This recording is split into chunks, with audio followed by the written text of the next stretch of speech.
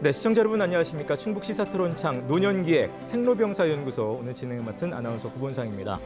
인구 고령화가 급속히 진행되면서 노인들의 진료비가 4년 사이 10조 원이 넘게 증가했다고 합니다. 그야말로 인구 고령화가 진행되는 사이에 노인성 질환들이 이제는 사회 문제로까지 대두가 되고 있는 상황인데요. 오늘 충북 시사토론창에서는 생로병사연구소를 맞아서 무병장수가 아닌 유병장수 시대에 어떻게 건강한 노년을 보내기 위해서 대책들이 필요한지 함께 논의해 보도록 하겠습니다. 자, 오늘 토론 함께해 주실 네 분을 여러분께 소개해 드리겠습니다. 먼저 제 오른쪽으로 한규량 한국교통대학교 경영통상복지학부 교수 나오셨습니다. 네, 안녕하세요. 네, 반갑습니다. 그 옆으로 이영민 충청북도 재가노인복지협회장 나오셨네요.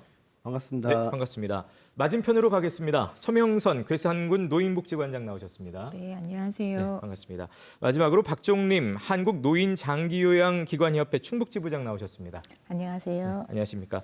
자, 이 네 분의 패널과 함께하도록 하겠고요. 지금부터 이 네 분의 호칭은 제가 생로병사연구소의 연구원으로 통일하도록 하겠습니다. 자, 생로병사연구소 네 분과 함께 본격적으로 시작을 하죠. 일단 코로나19 이제 지나면서 확진자 가운데 노인들의 사망률이 높았다는 건 아마 다들 알고 계실 것 같습니다. 그만큼 이제 더 어떻게 보면 취약한 부분이 이제 노인 의료가 아닐까라는 생각을 다시 한번 해보게 되는데요. 이 노인 의료에 대해서 여러분 평소에 어떻게 생각하고 계시는지, 현 상황에선 또 어떻게 생각을 하고 계시는지 키워드를 통해서 좀 들어볼까 합니다. 이거는 순서대로 듣겠습니다. 이영민 연구원부터 들어볼까요? 예.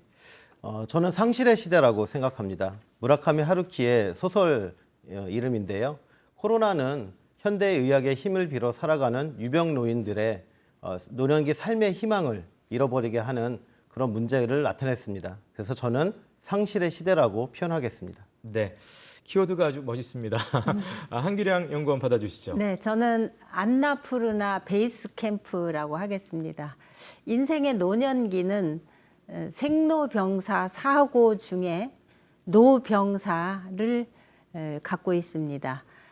안나푸르나 정상을 정복하기 위해서는 베이스 캠프가 존재하듯이 인생의 노년기에도 베이스 캠프가 온전하다면 정상의 고지를 잘 탈환할 것이기 때문에 안나푸르나 베이스 캠프라고 하겠습니다. 네.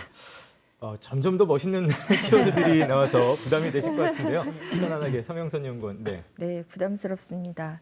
저는 나태주 시인의 시 제목인 그럼에도 불구하고라는 키워드를 좀 가지고 왔는데요. 시 내용 안에 그런 이야기가 있습니다. 그럼에도 불구하고 무엇보다 소망의 끈을 놓지 말아야 한다라는 대목이 있는데요. 코로나를 겪으면서 모두가 힘들었습니다. 그 중에서도 노인분들은 더더욱 힘드셨고요. 그 안에 또 핵심적으로 우리가 논할 수밖에 없는 게 오늘 이야기되는 질병에 대한 문제인데요. 네. 그런 열악한 환경이긴 하고 앞으로 저희가 좀 헤쳐나가야 할 산들이 좀 많기는 하지만 그럼에도 불구하고 저희는 소망의 끈을 놓지 않고 앞으로 좀 정진해 나갔으면 좋겠다라는 긍정적인 메시지를 좀 전달해 드리고 싶었습니다. 네. 시까지 나왔습니다. 박정희 연구원 가장 먼저 시켜드릴까 그랬나요? 예. 네. 저는 두 바퀴로 가는 자동차로 하겠습니다. 네. 두 바퀴로 가는 자동차는 고 김광석 가수의 노래 제목인데요. 두 바퀴로 자동차가 간다는 건 굉장히 불안정하지요.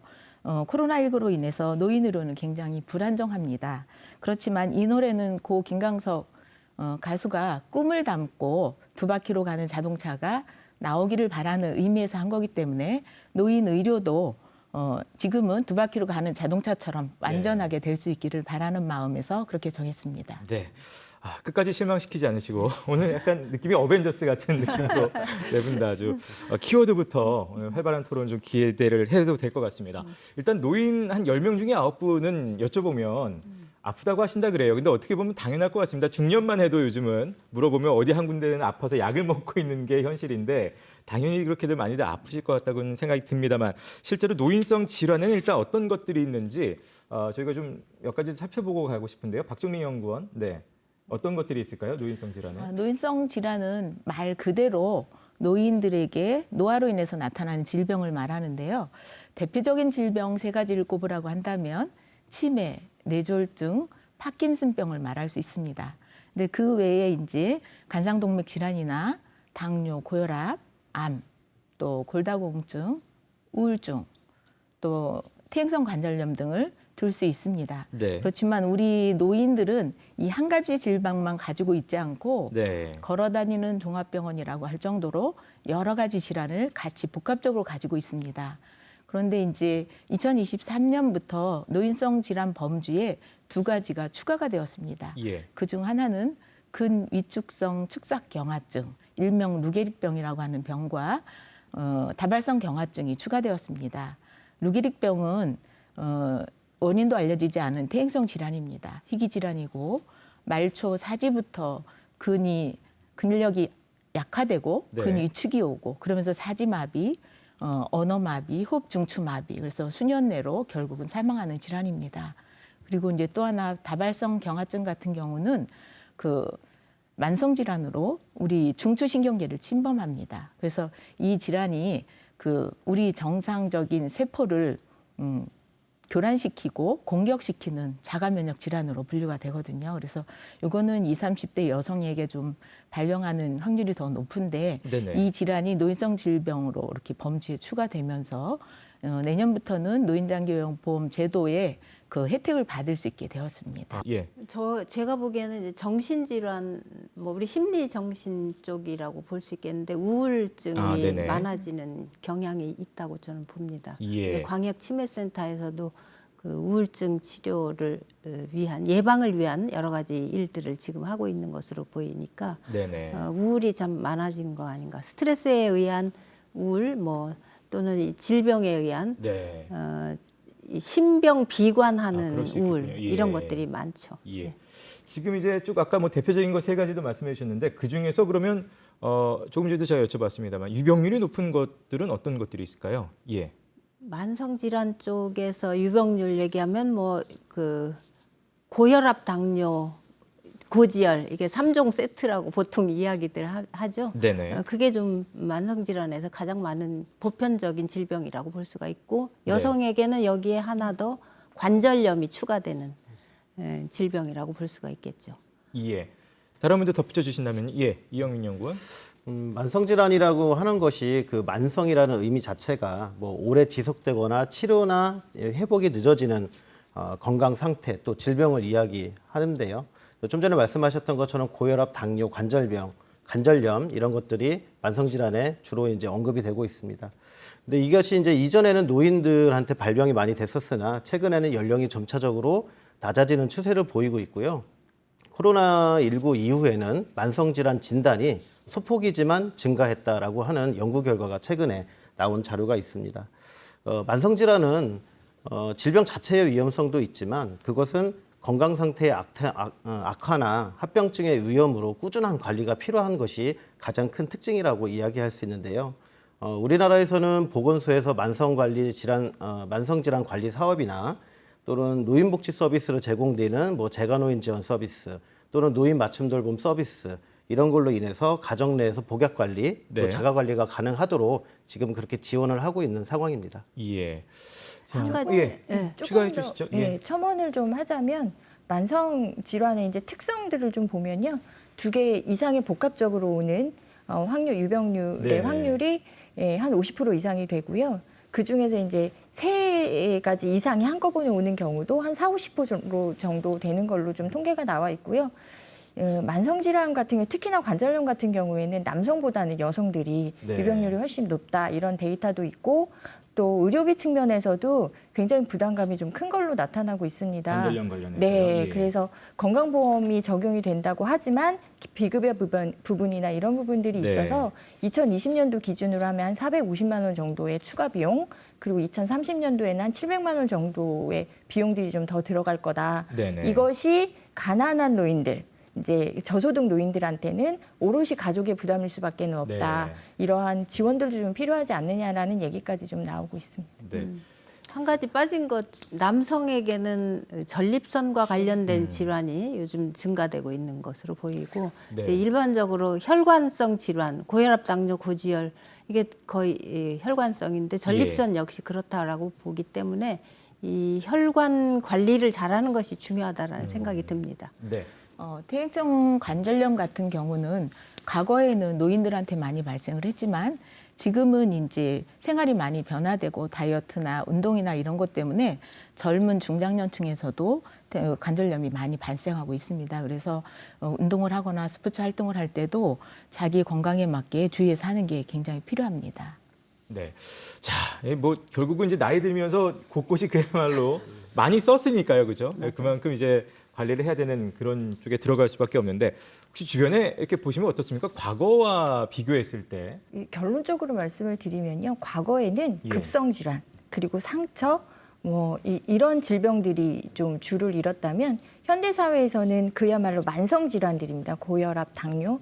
그러니까 그 이유를 좀 살펴보자면 과거에는 이렇게 모여서 사는 촌락과 그런 그 생활 환경들 그리고 그 촌락에 묶여 있기 때문에 고유한 그 지역에서 그 지방에서 이루어지는 질병들이 이제 전염성으로 좀 나타나고 있었고요. 그 분들이 이제 이동하면서의 그 질병들을 전염하는 이게 전염성으로 좀 나타났다면 최근에는 만성화되는 네. 그리고 환경 오염이나 아니면 이러한 주변들에 대한 이런 그 주변 환경들, 환경 호르몬 이런 것들로 인해서 질병들이 좀 만성화된다고 합니다. 네. 그래서 그런 차이가 좀 가장 크지 않을까라는 생각을 좀 하고 있습니다. 네.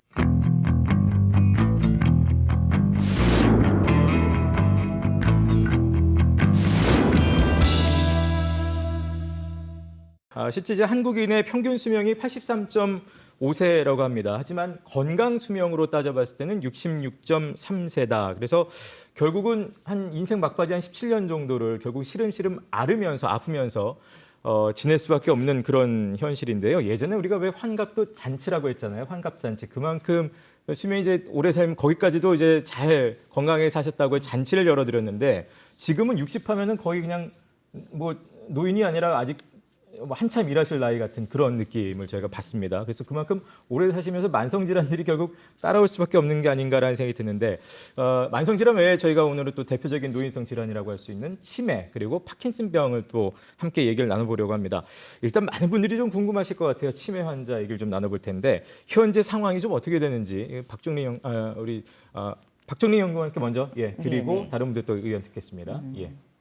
경제 발전하고 그 의료 발전에 의해서 우리나라 평균 수명이 많이 늘어났죠. 그러다 보니까 급속하게 초고령 사회로 진입이 됐습니다. 그래서 2025년이 되면 65세 이상 인구가 20% 이상이 넘는 초고령 사회로 진입을 하게 되는데요. 그렇게 되다 보니까 그에 따라서 치매 환자가 급속하게 느는 추세입니다. 네. 치매 환자가 급속하게 늘어나는 그 추세는 우리나라뿐만 아니라 전 세계적으로 늘어나고 있는데요.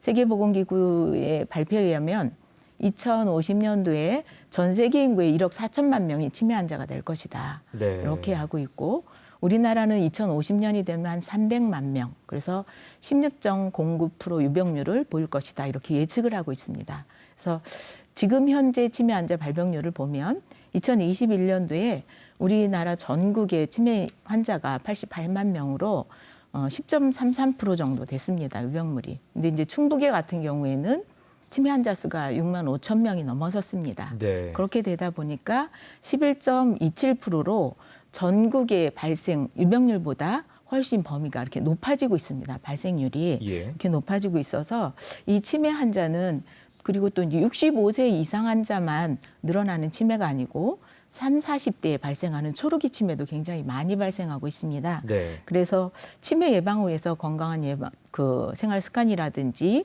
치료를 발생을 지연시키는 치료라든지 이런 쪽으로 해서 치매 예방과 조기 진단을 위해서 정책적으로 더욱더 노력을 해야 될 필요가 있습니다. 네. 근데 더 중요한 거는 노인이 쓰고 있는 의료비 지출이 네. 53%가 넘었어요. 예. 2020년 현재.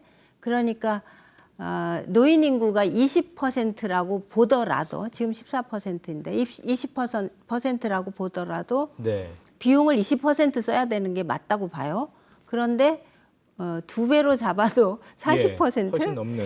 근데 53%나 예. 지출이 됐다라고 하는 것은 이 굉장히 의료비 지출이 크다라고 하는 것이 네. 결국 노인성 질환 때문에 쓰여지는 비용이라고 볼 수가 있겠죠. 저는 이제 관리 부분에서 조금 말씀을 좀 드리자면 우선 치매 환자의 조기 발굴이라든지 아니면 치매 진단이라든지 이런 것들을 통해서 지역 자원들하고 연결을 하고 병원들하고 연결하는 이제 거점 역할을 지금 하고 있어서 과거에 비해서는 좀 체계적으로 이루어지지 않나라는 생각이 좀 들고 있는데요.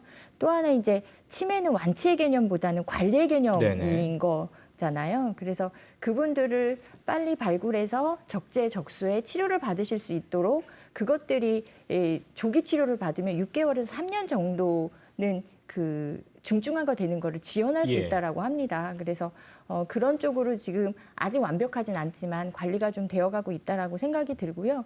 저는 맞물려서 환자 가족들에 대한 교육, 지역사회의 인식에 대한 교육들도 좀 지금보다는 조금 더 활발히 이루어져야 되지 않나라는 생각이 좀 드는 게 뭐냐면 일단은 가족들이 치매에 대한 것들을 받아들이시기가 굉장히 시간이 많이 걸리더라고요. 근데 그렇게 되다 보면 어르신들의 치료식이나 이런 것들을 굉장히 놓치기가 쉽거든요.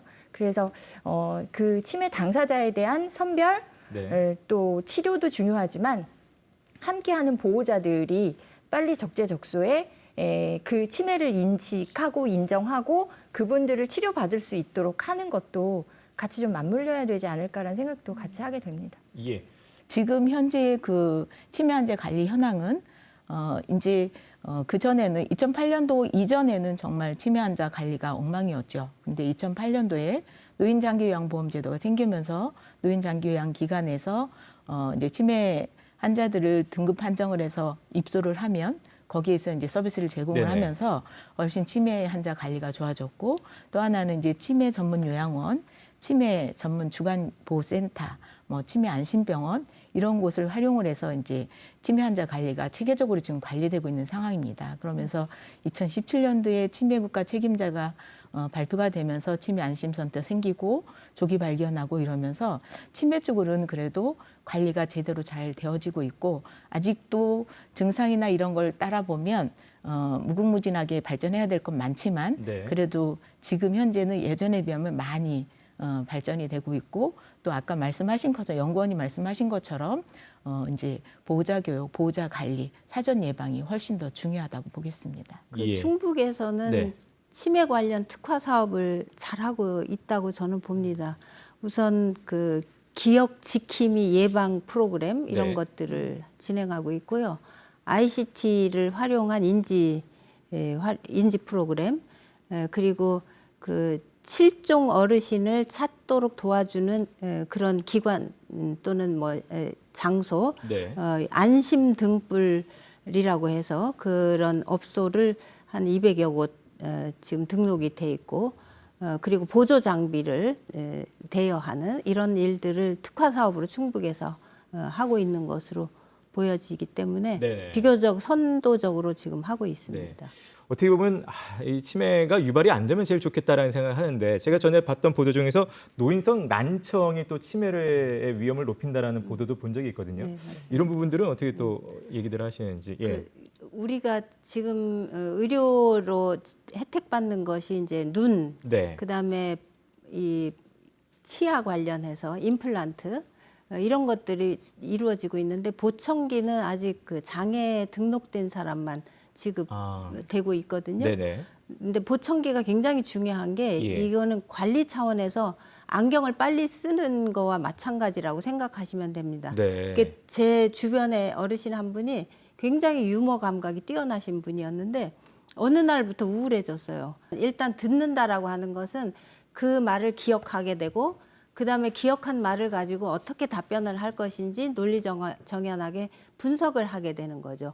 이게 이런 작업들이 전부 이 뇌 활성화 기능이라고 네. 보기 때문에 듣는 것은 굉장히 중요하다라고 저는 봅니다. 난청이 있는 노인들이요. 그렇지 않은 노인들보다 경도인지 장애 발생률이 한 24% 정도가 높다라고 이야기를 하고요.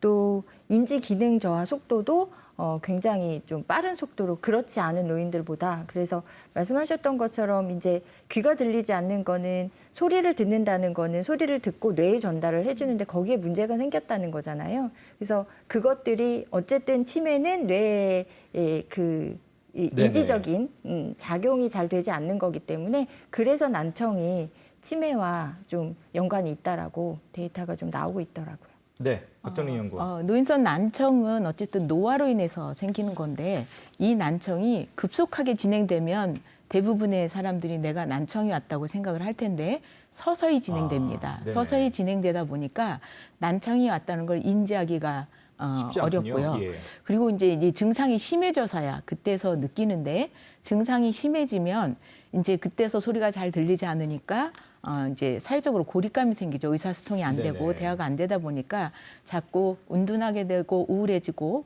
차단이 되고 이러다 보니까 치매로 이어지는 게 되거든요. 그래서 그 연구 결과를 보면 정상 청력인 사람하고 난청이 있는 사람하고 비교를 해보면 3배 정도 치매로 발병률이 그래요? 발병이 예. 높아진다고 그래요. 그래서 이 난청이 단순히 이 연구 결과를 보면 소리만 안 들린 것이 아니고 뇌로 전달되는 소리 자극이 뇌로 전달이 되지 않다 네네. 보니까 그러다 보니까 의사소통 능력도 떨어지고 사람들과 대화하는 걸 기피하게 되고 이렇게 되는 거거든요. 그래서 난청이 생기고 그런 증상이 생기면 바로 보청기를 착용하든 이렇게 해서 그 청각 재활 훈련을 하고 이렇게 해서 잘 들리게 그래서 사회 심리적으로 자신감이 확립이 되면 치매로 이완되는 훨씬 더 줄어들 거라고 봅니다. 네. 난청과 예. 더불어서 저는 그 저작 활동, 네네. 씹는 거, 예. 이것이 굉장히 중요하다고 보기 때문에 임플란트 빨리 하시고 이 없으면 잇몸으로 살지 절대 안 됩니다. 네. 치매 빨리 옵니다.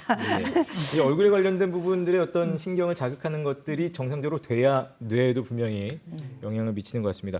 아까 이제 말씀 나누면서 이제 치매 국가 책임제 얘기가 나왔어요. 이제 어느 정도 잘 그래도 그 덕분에 관리가 되고 있는 면이 있다라는 평이 있으셨는데 이 부분에 대해서 뭐 다들 동의를 하시는지 혹은 뭐 다른 또 의견이 있으신지 이영민 연구원. 예. 치매안심센터가 생기거나 노인 장기 요양 보험제도에 이제 국가 치매 책임제가 반영된 것은 상당히 좀 긍정적으로 평가를 하고 있습니다. 근데 이제부터는 이 제도가 조금씩 보완되면서 발전해야 된다라고 하는 측면들이 있는데요. 네. 특히 이제 치매안심센터의 이용자들의 접근성을 원활하게 해서 프로그램을 활성화시킬 수 있는 방안들을 좀 찾아야 된다라고 보고 있습니다.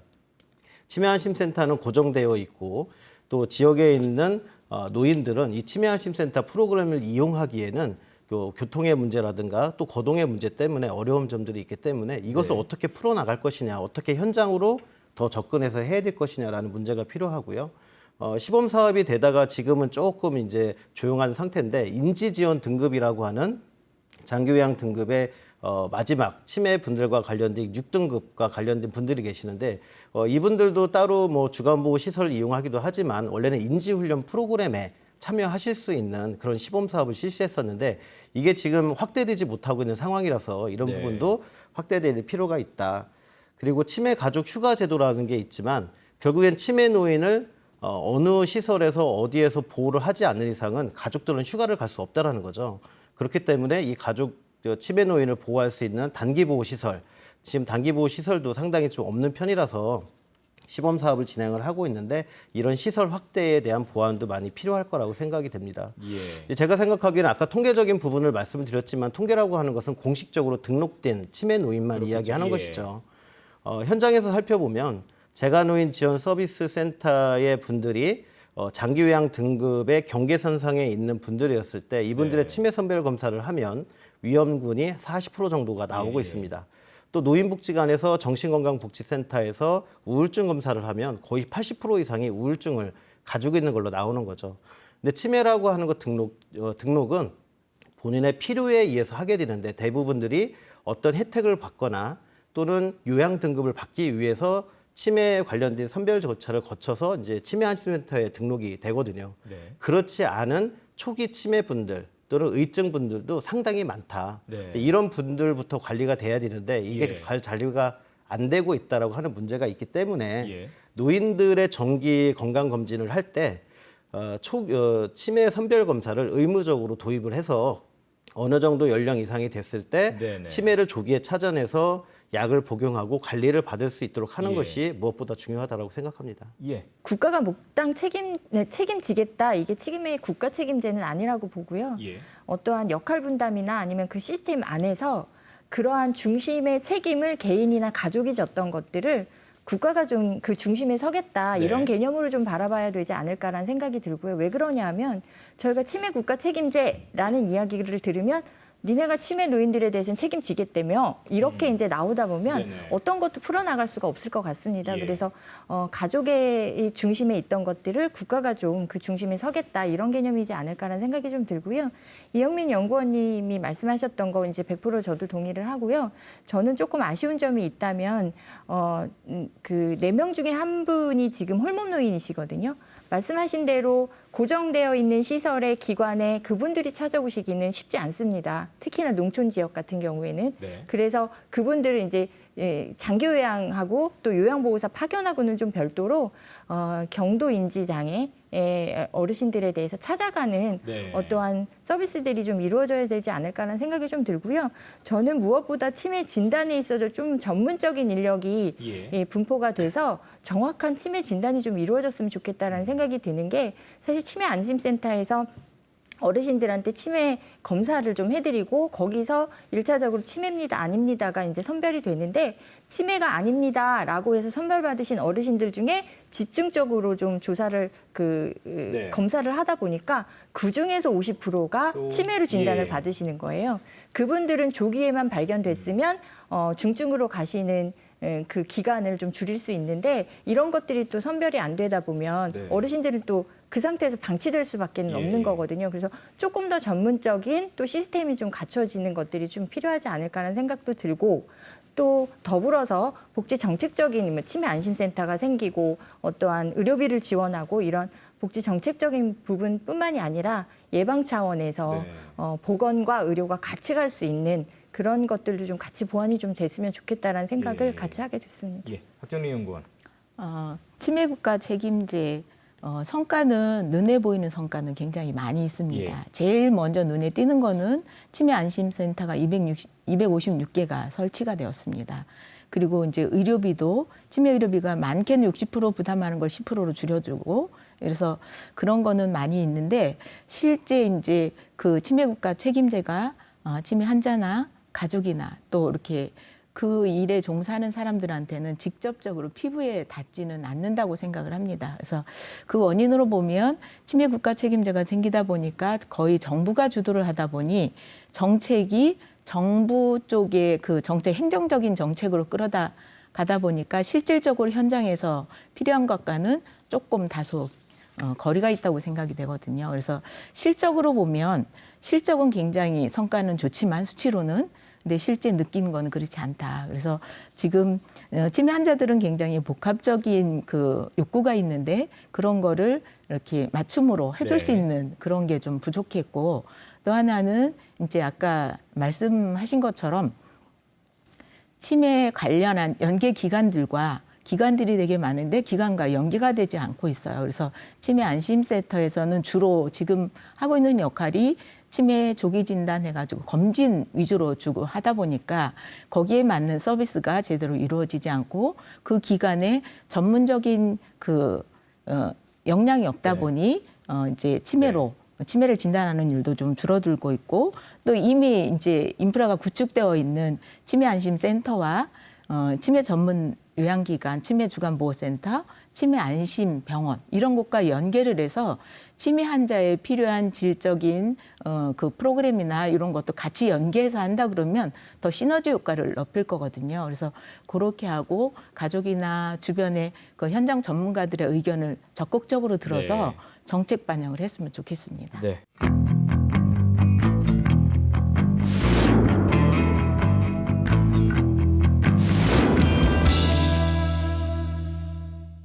자, 저희가 치매 얘기를 좀 오래 했는데 파킨슨병도 좀 얘기를 나눠볼까 합니다. 파킨슨병은 사실 좀 아직까지도 낯설어 생소하게 생각하시는 분들도 있을 것 같기도 하거든요. 뭐 실제 유병률은 어떤지 이영민 연구원께 일단 좀 듣겠습니다. 파킨슨병은 뇌의 신경 전달 물질 도파민과 관련이 있습니다. 신경세포가 감소하는 등의 문제로 유발되는 질환인데요.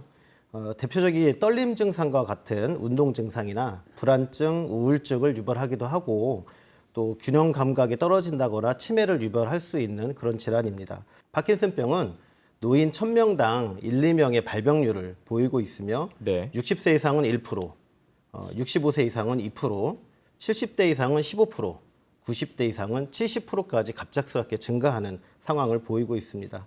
예. 현재 우리나라는 파킨슨병 환자는 13만 명 정도가 되어 있고요. 2010년에는 6만 명이었던 것이니까 2배 이상 증가를 한 상황입니다. 세계적으로 매년 13%씩 증가하고 있어서 표현을 할 때 파킨슨 팬데믹이다라고 표현하기도 합니다. 그 정도인가요? 예. 예. 파킨슨병 환자는 그럼 어떻게 관리가 지금 되고 있습니까? 예. 제 지인 중에 한 분이 지금 7년째 파킨슨을 앓고 있는데 예.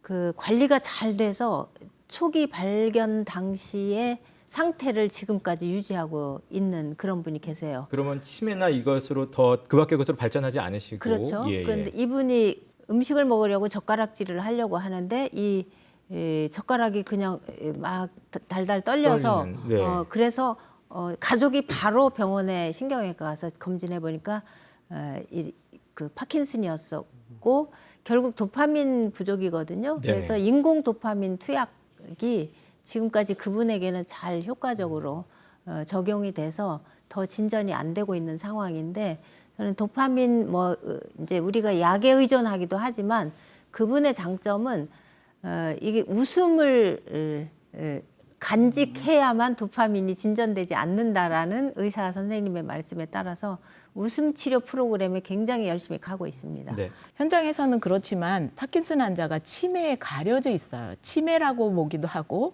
파킨슨이라고 이렇게 처음에 증상이 나타나면 그걸 파킨슨병이라고 진단을 못하는 경우도 종종 있습니다. 네. 그러다 보니까 그게 이제 진행이 되는데 아까 그 한기랑 연구원님께서 말씀한 것처럼 아주 초기에 발견돼서 정말 치료가 잘 된 사례로 볼 수 있는데요. 네. 대부분 파킨슨병 환자들이 치료가 되는 것은 이제 지금 현재 아까 도파민이 부족해서 파킨슨병이 진행되고 있는데 지금 현재 치료법은 레보도파라는 그 뇌에 있는 그 도파민을 레보도파가 도파민으로 이렇게 변화되는 그런 역할을 하는 약물을 지금 투입하고 있습니다. 근데 그 약을 이제 유일하게 치료제가 지금 그 약을 쓰고 있는데 그 약은 이제 증상에 따라서 뭐 약을 하루에 3번 드시는 분도 있고 네. 8번 드시는 분도 있고 다 다릅니다. 그러니까 투약 방법이 다 다르게 지금 치료를 하고 있는데 그거 외에는 별다른 특별한 치료법이 없다 보니 네.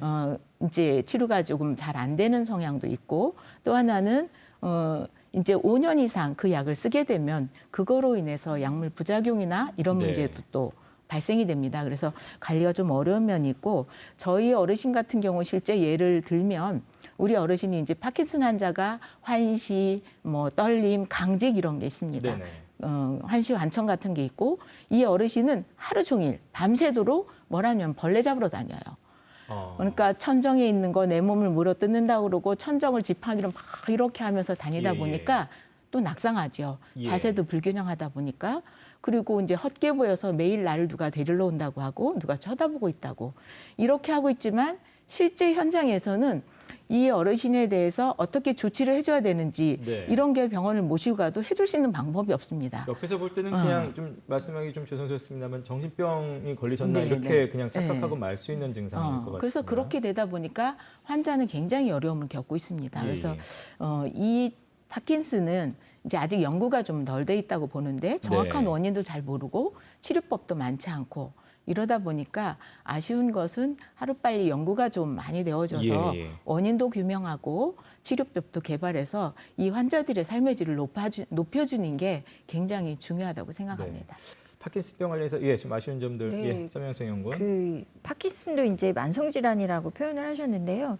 기타의 그 뇌졸중이나 고혈압 등과 같은 만성 질환보다는 굉장히 인지도가 낮은 게 사실입니다. 네네. 그렇다 보니까 잘못된 정보들 파킨슨에 걸리면 무조건 사망한다, 불치병이다, 네. 뭐 이런 이야기들도 많이 나오고 그러는데요. 어쨌든 연구가 좀 많이 되어져서 그분들에 대한 삶의 질도 좋아지는 거는 마찬가지고요. 그런 건 필요하다. 네, 예. 필요하고 주변에 대한 인지도도 인식 개선이나 이런 것들도 좀 같이 이루어져야 되지 않을까라는 생각도 좀 들고 치매와 굉장히 혼용될 수 있는데 사실 이런 것들도 가족이나 아니면 주변 분들이 구분해낼 수 정확히는 아니더라도 그런 눈들이 좀 필요하다라고 생각이 좀 들거든요. 그래서 이런 것들은 많은 홍보나 이런 것들을 통해서 지역사회에서 우리가 환자 당사자뿐만이 아니라 전체적으로 이렇게 받아들일 수 있는 분위기 이런 것들도 좀 필요하지 않을까라는 생각도 좀 들고요. 무엇보다는 이제 올바른 인식이나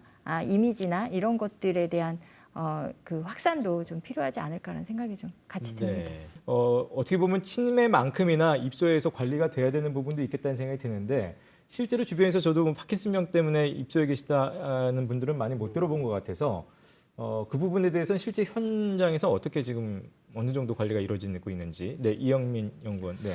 그 파킨슨병뿐만 아니라 노인들의 이제 어떤 낙상이라든가 여러 가지 질환으로 인해서 간병이나 돌봄이 필요한 사례들이 있습니다.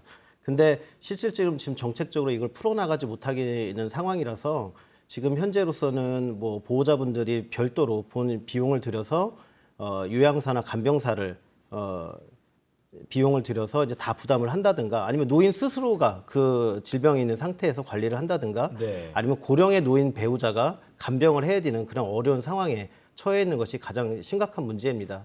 실제로 음성군은 그 2019년도부터 노인 민원복지 콜센터를 운영하고 있는데요. 그 콜센터 상담 사례를 살펴봐도 어머님이 이제 얼마 전에 암 수술을 받고 퇴원하시는데 가정 내에서 도움을 받을 수 있는 것이 없는지 혹은 낙상을 하셔서 골절이 되셨는데 몇 달간 일상생활이 불가하니까 도움을 받을 수 있는 방법이 없는지 평상시 파킨슨병을 앓고 계시는데 배우자분은 연세가 너무 많으시니 자녀분들은 외지에 살고 있어서 가정 내에서 이제 조심스럽게 또는 일상가사를 도와줄 수 있는 서비스는 없는지 이런 것들을 상당히 문의를 많이 하시더라고요. 네. 지금 정책적으로 지원받을 수 있는 제도는 전혀 없고요.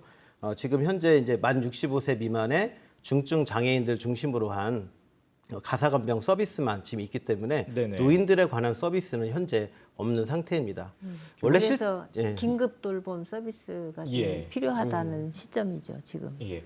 그러니까 파킨슨병이 아까 세계적으로도 아직 인지나 이런 부분에 대한 연구가 많이 부족한 상태이기 때문에 그 부분에 대한 관리도 지금은 아직은 체계적으로 전혀 잡혀져 있지 않은 그런 상태인 것 같습니다. 예. 또 이제 현장에서 보면요, 파킨슨 어르신들이 가장 혼동하시는 게 치매, 파킨슨이 네네. 혼동이 되시고요.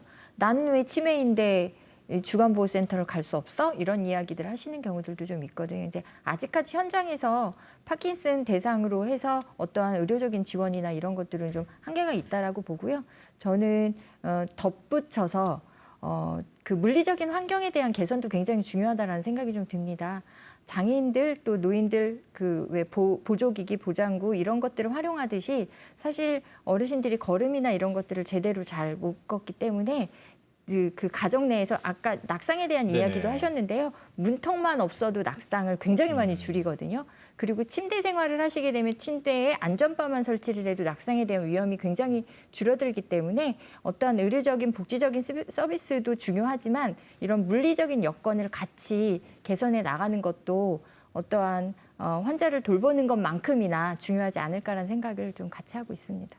네, 파킨슨병에 대해서도 사실 아까 90대가 70%라고 이영민 연구원이 말씀하셔서 굉장히 깜짝 놀랐습니다. 이제는 그야말로 100세 시대인데 그럼 90대가 되었을 때 반 이상은 파킨슨에 대한 걱정을 실제로 해야 된다는 얘기구나 이렇게 생각이 되면서 이 부분에 대해서 우리가 아직 너무 연구나 이야기가 논의가 좀 많이 되지 않았다라는 생각이 좀 많이 들었습니다. 더구나 예. 노년기 이전에 발병을 하니까 예. 이게 사각지대에 처해 있는 거죠. 예. 그래서 파킨슨에 대해서 그 위험도를 잘 인지를 못하는 거예요. 네네. 근데 이 파킨슨이라고 하는 것이 서서히 진전되다가 어느 날 확 다운이 되니까 그 증상이요? 부분 증상이 예, 예. 그거를 이제 노년기가 되면 어쨌든 뭐 안심센터가 됐건 보건소가 됐건 뭐 그 돌봐줄 수 있는 시스템이 돼 있는데 그 네. 이전에는 건강보험공단에